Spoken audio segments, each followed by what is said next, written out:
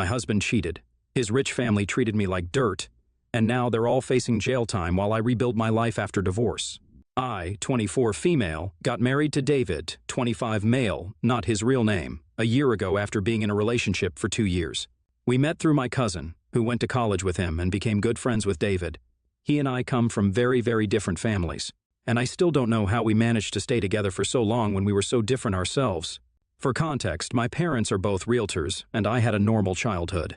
I also have a sister who's 3 years younger than me, so I wasn't spoiled either. We weren't too rich, but we weren't exactly poor, somewhere in the middle. It wasn't the same for David, who was born with a silver spoon in his mouth. He was the only child of his father, Sean, 50, male, and since Sean was a business tycoon, David was a totally spoiled brat. His mother, Naomi, 48, female, was a socialite and didn't do too much apart from attending parties and going on shopping sprees, mostly because she didn't need to do anything else. They were literally straight out of a novel, and not in a good way. My in-laws were rich and arrogant in the worst possible way, and they didn't even try to make me feel comfortable when I first met them. In hindsight, it feels weird that I didn't think their behavior was odd, but I was so in love with David that I didn't even care how his parents were. Neither did I care about the fact that they demanded that I live with them once we got married. I just agreed to all their terms and conditions because I wanted to marry David, and I assumed that so did he. He was my first serious boyfriend, and before him, I'd only ever had short flings with either men who weren't serious about me or men whom I didn't care much for. David was sweet, charming, and seemed like the perfect guy while we were dating, so I didn't think there was anything wrong with moving in with my in-laws once we got married. To be fair, they lived in a literal mansion, and I believed that we'd have our personal space in spite of the living arrangement. His parents had also been quite civil to me before we got hitched, and that was yet another reason for me not to question things. After I said yes to his proposal and agreed to their arrangement, it was my in-laws who seemed thrilled and covered the cost of the entire wedding, even though my parents had said that they wouldn't mind splitting the cost. My family and I actually thought that they really liked me, and we even discussed at length how they were being so kind to me. We had no idea what was to come, especially with regards to David, who had never been anything but perfect in my head.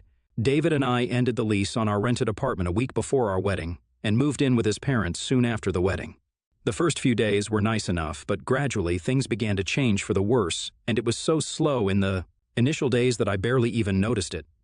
Both Sean and Naomi had started becoming a lot colder towards me, and weren't as civil in their way of speaking as they used to be earlier. They'd ignore my existence if it suited them, and then, if they were feeling mean, they'd make snide comments about me and my family. David told me not to mind it initially and said that once we'd had a baby, it would cement my place in the family and my in-laws would turn over a new leaf. But I wasn't ready to have kids and wanted to wait it out. That led to a few arguments and fights between us, after which he started growing distant from me and wouldn't spend as much time with me as he would earlier. This was just the first 3 months of our marriage, and they'd already started showing their true colors. But I still stupidly kept hoping that things would get better eventually. After a couple of months passed, the pressure to have a baby began to build from all sides, and I began to seriously consider moving back home. But every time I'd say that to David, he'd tell me that he loved me and couldn't bear to live without me. It became a vicious cycle, and I was just so exhausted that I even fell behind at work. I'd already said no to taking the lead on a few big projects that had been offered to me and let others manage those because I wasn't sure if I'd be able to handle the pressure from my in-laws and at work altogether. I was in a very dark place at the time and didn't even have the energy to fight for myself when it came to David, his parents, and their constant nagging and jibes. I kind of gave up and took it all without complaint because I didn't feel brave enough to say a word. Looking back, it sucks that I let things get so bad in the first place at all. I could have left him, but I loved him, and every time I wanted to leave, he'd play the "I love you and can't live without you" card, which just made it impossible for me to leave. I was already feeling weak, and that just made me feel worse about even thinking of leaving when my husband insisted that he loved me so much. I was trapped, so to speak. This went on for a while and would have probably gone on for longer had I not discovered David's affair about 3 weeks ago. I was reading in bed and David had gone on a jog. He'd left his phone on the bed, but after a while I heard buzzing from another source, which seemed weird. I checked the phone that was on his bed, and that wasn't buzzing, so I looked all over the room and located another phone in his laptop bag. I'd never seen that phone before, and neither did I know anyone by the name of Jessica. It took me a few seconds to try and process what I was witnessing. I kept the phone with me and tried to unlock it with no luck, so I decided to wait for David to come back home. When he came back home, we talked for a while and then he went to sleep. After he fell asleep, I used his face to unlock the phone and went through the only messages he had on. This phone, the ones with Jessica. Their texts were all pretty explicit, and it was obvious that he was having an affair with this lady. They'd made several plans to meet and had gone through with those plans as well. From the looks of it, the texts went back to almost 4 months, which meant he'd started the affair just after we'd been together a little over half a year. The recent texts weren't very flirty or cute, though, and were mostly Jessica demanding an explanation for something that had happened, and insisting that he either leave me or get the job done that he'd promised. David had been ignoring her for the most part, and that's probably why she'd called that day. While reading the texts, I recorded it all with my phone, and even took screenshots and sent them to my email address for good measure. Then I cried myself to sleep as silently as I could, because the realization that David had been cheating on me for the past 4 months had finally hit me, and I couldn't hold it together anymore. I cried the entire night away, but by the next morning, I was ready to confront David about what I'd found. I expected him to deny it or try to get me to forgive him, but he did none of those things. To my surprise, he owned it and told me very confidently that he had cheated on me with an employee and that everyone in the family knew about it as well. Apparently, he'd meant to tell me about it, but he thought that it would get in the way of having a child. And he didn't want that right now because his parents were hounding him to have a baby, so they'd have an heir for the company at the earliest. That was pretty much my only purpose as a member of their family, to present them with a kid so they'd have someone to take over the business eventually. That's why he'd married me so early. According to him and my in-laws, these were my prime years, and I'd have to have a baby soon. It was already bad enough that I came from such a financially weak background. The least I could do for them was give them a healthy child at the right time. He even had the audacity to tell me that he was getting stressed out because of my refusal to have a baby and the pressure that his parents had put him under, which is why he had an affair. He said he'd been honest with his family about it, so there was no need for me to get so mad since his parents didn't mind. Jessica was just his stress relief, but at the end of the day, I was the one he loved and I was his wife, so I didn't have to worry. After saying all that rubbish to me, he left for work that day without even waiting for a reply because he thought this was totally normal behavior. I packed my stuff up right after he left and snuck out of the house to go back to my parents' place, where I told them everything. Once I got there, they had no idea how my life was at my in-laws' place because I'd never told them out of fear that there'd be a ton of drama if I did tell them the truth about how I was being treated by my husband and in-laws. After I found out about the affair, I realized there was no point in holding back anymore, and I spilled everything. My parents were very supportive and instantly put me in touch with one of their friends who happened to have a son, a divorce attorney. I told David that I needed some time to think and that I'd be living with my parents for a while, and he bought it. In the meantime, I worked out the divorce papers with my lawyer, and within 3 days he'd been served. He didn't see it coming because I hadn't mentioned anything about divorce even after I'd learned about the affair, so he was definitely taken aback the day he was served. He came right over to my parents' house. He thought that he could argue his way back into my life, but in my head, our relationship was over, and I'd accepted that, so his arguments were all pointless. He went back home, disappointed that I wasn't staying with him despite his cheating, which just goes to show that he really did think of me as nothing but a huge pushover who could be bossed around all the time, and I'd stay. Nevertheless, the day after that, I received a call from my in-laws, and Naomi told me that I'd pay for what I'd done to her son because he'd apparently been miserable once he realized I wasn't coming back. She told me that I'd made her son cry, and that's why they'd make sure that I was absolutely destroyed in court. I told them I could handle it and then blocked them, but that was just all talk. I knew they were rich and influential people, so picking a fight with them wasn't exactly in my best interests. After contemplating for a couple of days, I decided to take a leap of faith and get in touch with Jessica. I remembered that they hadn't been on good terms in the recent past, judging by their texts, and I hoped that she'd be willing to help me out. After a lot of stalking, I found out that Jessica was actually an employee where David worked. Sean was the founder and CEO of the company, and David was the COO of the same company. Jessica worked under David, which I found out from their website. Once I found her social media account, I decided to text her and ask her to meet me because I didn't think these things were appropriate to be discussed in text. She agreed, and we met at a nearby cafe about a week ago. She was a couple of years older than us, very attractive, and single, so it was no big surprise that David had chosen her to have an affair with. She apologized to me for wrecking my home, but also said that it was not personal. The only reason she got involved with David was because she was the one who initiated the affair, and he had promised her a huge promotion and raise if she agreed.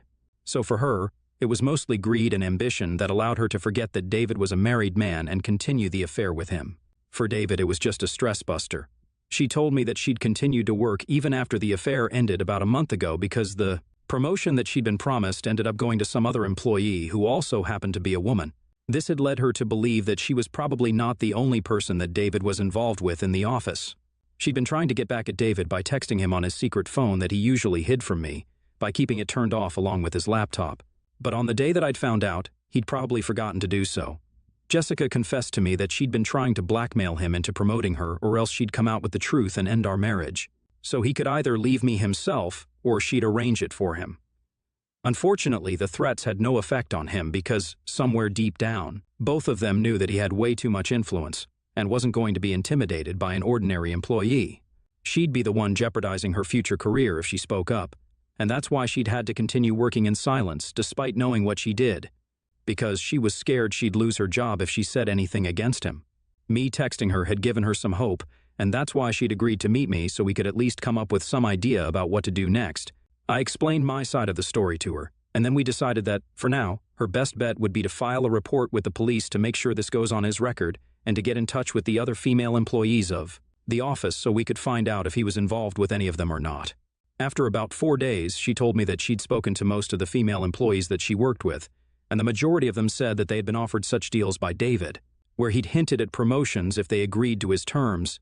A lot of them had turned him down, but another woman, the one who had been promoted, told us that she'd had an affair with not only David but also Sean. When she'd heard that Jessica was about to receive the promotion over her, she dropped by their house to confront them in person. I wasn't at home at the time and had been away with a few of my friends, so I hadn't witnessed this incident personally. But she told me that when she confronted the two men, Naomi had actually physically attacked her and slapped her senselessly. She'd pinned her down to the floor with Sean's help, while David yelled at them to stop but didn't actually do anything to stop them physically. They'd hurt her pretty badly, and she went home with scratches and bruises all over because of how vicious Naomi had been, while screaming at her like crazy and accusing her of being an immoral homewrecker. Once she got home, she called David and told him that she was going to complain to the cops, but he pacified her and told her that he'd make sure she got the promotion she deserved as long as she kept the affairs quiet. So in exchange for that, she agreed. But even now, Sean had continued to verbally abuse her and treat her like crap when no other employees were around. She stayed quiet for the same reason as Jessica, because she knew how powerful these people were, and she didn't want to invite trouble to herself for no reason. In addition to that, she also didn't have any proof of the attack itself, so she couldn't come out and accuse Naomi because she knew they'd destroy her. When she said that, I finally remembered something I'd done ages ago, back when David and I had started fighting over when to have a baby. When nobody was at home, not even the housekeeper, I'd had CCTV cameras with recorders installed in every room of the house because I'm a generally paranoid person. And things were so bad at the time that I'd started considering divorce but hadn't left. I'd installed the cameras so I'd have proof of the kind of mistreatment I was going through for the divorce to make it easier, but then I'd forgotten about it because things were so bad. When I was told that she didn't go to the police because she had no proof of the attack, I decided to finally log into the system and check out the footage from the date she'd mentioned. Luckily, the cameras had captured every single thing. It was horrifying to watch Naomi attack her while Sean helped her out. And my husband just stood by doing the bare minimum but not actually bothering to physically intervene. I knew they were horrible people, but this was way too much for even me to stomach, and even talking about this right now makes me feel so uncomfortable. Once I found the footage, I forwarded it to the two women and told them to go report everything to the cops, which they did. A few days ago, my husband and in-laws were all arrested for the things they'd done, and I couldn't have been happier about it. It was David's lawyer who called me and told me about it because apparently David had said that he wanted to speak to me. They were all being detained in prison until the trial started, but I had no intention of going to visit him. When I told his lawyer that I wasn't interested in seeing him again, the man literally lashed out at me and called me all sorts of degrading names. It wasn't surprising because David and his lawyer were actually childhood friends, but for him to take things so personally was a little surprising for me. He accused me of using and manipulating David's co-workers so that it would be easier for me to get what I wanted in a divorce settlement, which made me just as bad as him, if not more, since even I was using people for my own gain. I didn't know what to say to him, so I just hung up without arguing. But now that I think of it, it kind of does make sense. After all, I did push Jessica and the other woman, and God knows how many other employees, into something that would definitely affect their future and their careers, all because I didn't want my divorce to go awry. And I was too scared to go up against my in-laws all by myself. I keep trying to convince myself that everything will work out fine for everyone involved, but I don't know that for sure. If things don't go well for Jessica and the others, that'll be my fault, and I'll never be able to forgive myself for it. On the other hand, I also don't think it's a bad thing that they're in jail right now, because they're all pretty messed up people and don't deserve to roam around freely. There's no telling whose life they might ruin next. I could talk about this to my friends and family, but they'd side with me, and that's why I've turned to Reddit for an honest and unbiased verdict. AITA for pushing my husband's employees to report him so that I have more leverage over him to work with for our upcoming divorce settlement? Update 1. I didn't expect this post to blow up the way it did, and the support has been overwhelming, so I've had to take my time to process things. I'm also going through a divorce right now, so things have been pretty messy. I have, however, been going through the comments and the messages that you guys have sent, and I'm really thankful for your kind words. It makes it a lot easier for me to deal with my current life right now. I don't know how long this process is going to take, because right now we're still in the early stages of negotiations for the settlement and alimony. But I'm hopeful that things will get easier and better, slowly but surely. There's also the ongoing trial regarding David, where quite a few ex-employees have also come out and spoken up against him. It's pretty scary that these things happened, and I had no clue about it at all. My cousin, who introduced me to him, heard about this in the local news and reached out to me to apologize for even introducing me to such a horrible man and an even worse family. Jessica has been keeping me updated on the trial, and it's not looking too good for them at the moment. They might be looking at anywhere from 3 years to even 5 or more. It's crazy how David, in spite of the situation he's in, has still managed to get on my last nerve during the negotiations conducted online because I refused to go out there to see him in person. He doesn't deserve that, and he always makes it a point to tell me that he loved me and I ruined his life. Like, no. You ruined your own life by cheating on your wife and being a creep. That's not my fault. It's tough right now, but I'm trying to go with the flow. Update 2. It's final. The judge ruled that David and his parents were going to jail for 3 years. He was able to wiggle out of a more strict punishment because at least the relationships were consensual, even though it was still basically exploitation of his employees. He's also going to have to pay a huge sum to all the women who spoke up and testified against him, and that's definitely going to affect his bank balance significantly. I don't know how that's going to affect my settlement and alimony, but I guess I'll find out soon enough. For now, I'm happy that he's going to face the punishment for whatever he put these women through. He totally deserves this and much worse, if I'm being honest. Update 3. Hi everyone, so I'm back after a long time, and I guess people have been wondering what happened to me. Things have been better ever since my divorce was finalized about 6 weeks ago. David and his parents had to sell off all their assets to be able to pay off and compensate their victims. I also received the amount I'd asked for in the settlement, and the alimony is going to be paid in installments over the next couple of years. I'm not sure if he'll be able to pay off the entire amount though, judging by the state of their company. Their stocks have been plummeting steadily ever since the news of their arrest broke, and they haven't managed to recover since, even though their board of directors has put other people in charge to replace David and Sean. It's quite possible that they might go bankrupt and shut down, which would be sad for the other employees, but they can always find other jobs where they don't have to work for creeps like these. I hope their company gets shut down and they go bankrupt, to be honest. Yeah, I won't get my alimony, but it'll be totally worth it still. For now, I'm just focusing on rebuilding my own career and life. I'm going to therapy, to the gym, and just trying to live my life the way I'd wanted to before David came along and ruined it all.